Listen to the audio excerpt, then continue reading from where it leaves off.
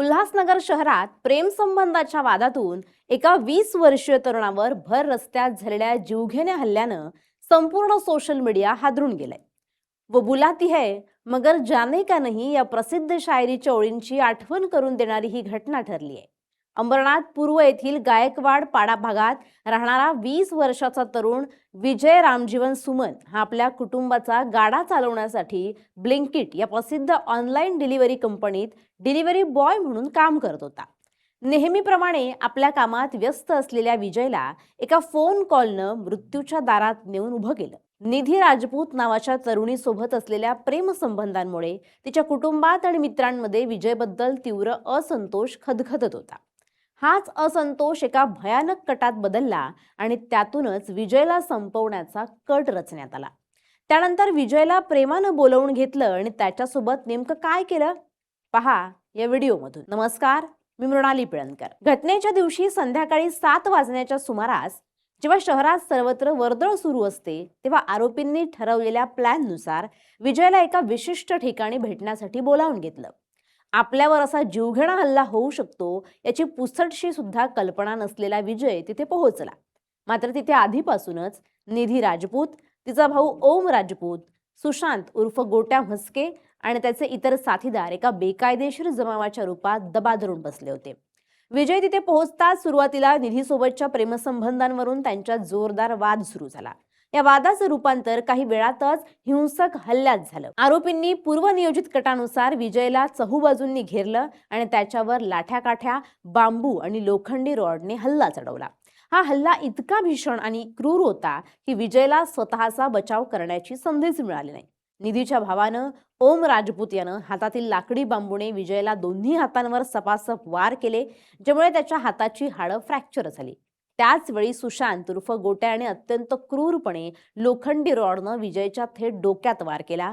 या वारने विजयच्या डोक्याला गंभीर दुखापत झाली आणि रक्ताच्या चिळकांड्या उडाल्या।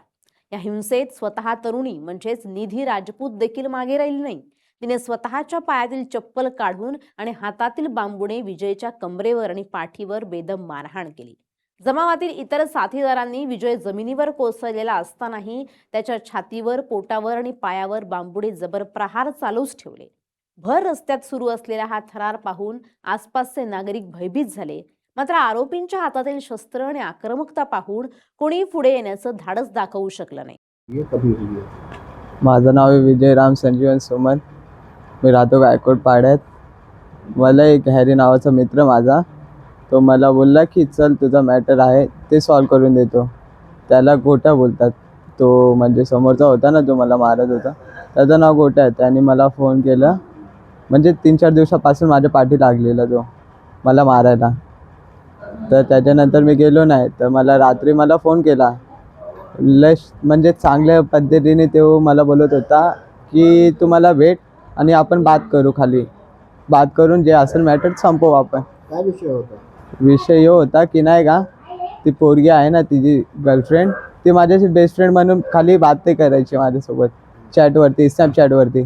तर त्याच्यामध्ये काय माहिती आहे, स्नॅपचॅटवरती की आम्ही बात करायचो ना, ते स्नॅपचॅटवरतून उडून जायचं 5 मिनिटाच्या आत, मॅसेज डिलीट व्हायचं। त्याच्यानंतर मी गेलो मटक्या चौकात गोट्याला भेटायला मटक्या चौकात गेलो। तर त्याच्याशी मी 2 मिनटं उभं राहून बात केली।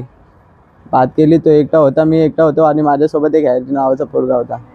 आम्ही 3 जण होतो। त्याच्यानंतर त्याने एक पोराला चिरू बोलला तर 3 गाड्या होत्यात आणि ट्रिपल सीट सगळ्यामध्ये होतात त्या गाडीवरती। आणि मटका चौकात नाही का गाडी फिरून आणि मला नाही का 9चे 9 पोरं उचलून मला गाडीवरती बसवलं। गाडीवरती बसवूनच्या नंतर मला घेऊन गेले फॉरवर्ड लाईन 3 नंबरला। तिकडे आतमध्ये बाथरूम आहे, लाल बाथरूम, तिकडं मला 1 तास मारलं या लोकांनी। रॉडने मारलं, रॉड डायरेक्ट डोक्यावरती, म्हणजे दोघं हात पकडून आणि डोक्यावरती रॉड टाकलं त्यांनी। 2 वेळा टाकलं, 8 टाके लागले डोक्याला आणि बरगडी पूर्ण पॅक केली आणि दोघं हात तोडले त्याच्या भावाने, पोरीच्या भावाने। म्हणजे लय मारलं साहेब। किती लोक होते? कमसे कम होते ते लोक 1820 पोरं होते। तक्रार केली का पुलिस? हो साहेब केली। काय पण असू द्या साहेब, नाही तर भेटायला पाहिजे मला. विजय रक्ताच्या थारोळ्यात निपचित पडल्यानंतर आरोपींनी तिथून पळ काढला आणि या घटनेची माहिती मिळताच स्थानिक नागरिकांनी आणि विजयच्या सहकाऱ्यांनी त्याला तात्काळ जवळच्या रुग्णालयात उपचारासाठी दाखल केलं, जिथे त्याची प्रकृती अत्यंत चिंताजनक बनली होती. या घटनेची माहिती वाऱ्यासारखी उल्हासनगर आणि अंबरनाथ परिसरात पसरली, ज्यामुळे नागरिकांमध्ये तीव्र संतापाची लाट उसळली. एका कष्टकरी डिलिव्हरी बॉयला अशा प्रकारे प्रेमाच्या जाळ्यात ओढून आणि सापळा रचून मारहाण केल्यानं कायदा आणि सुव्यवस्थेवर प्रश्नचिन्ह निर्माण झालं. घटनेचं गांभीर्य लक्षात घेऊन मध्यवर्ती पोलीस ठाण्याचे वरिष्ठ पोलीस निरीक्षक अशोक कोळी आणि तुकाराम पादीर यांनी स्वतः या प्रकरणाची दखल घेतली. त्यांनी तातडीनं गुन्हे शाखेच्या आणि स्थानिक पोलिसांच्या विशेष पथकाची स्थापना केली आणि आरोपींच्या शोधासाठी चक्र फिरवली. पोलीस उपनिरीक्षक बाळासाहेब कोबर्णे आणि त्यांच्या पथकानं गुप्त माहितीदार आणि तांत्रिक विश्लेषणाच्या आधारे आरोपींचा माग काढायला सुरुवात केली. आरोपी गुन्हा केल्यानंतर उल्हासनगरमधील फॉरवर्ड लाईन परिसरात लपून बसल्याची खात्रीशीर माहिती पोलिसांना मिळाली. वेळ न गमावता पोलीस पथकानं फॉरवर्ड लाईन परिसरात अत्यंत गुप्ततेनं सापळा रचला. पोलिसांची चाहूल लागताच आरोपींनी पळून जाण्याचा प्रयत्न केला, परंतु सतर्क असलेल्या पोलिसांनी चौघांनाही जागीच ताब्यात घेतलं. अटक करण्यात आलेल्या मुख्य आरोपींमध्ये सुशांत म्हस्के, ओम राजपूत, सुमित वैद्य आणि यश सोनवणे यांचा समावेश आहे. या सर्वांना मध्यवर्ती पोलिसांनी बेकायदेशीर जमाव जमवणं, खुनाचा प्रयत्न करणं आणि घातक शस्त्रास्त्रांनी हल्ला केल्याच्या कलमाखाली अटक केली.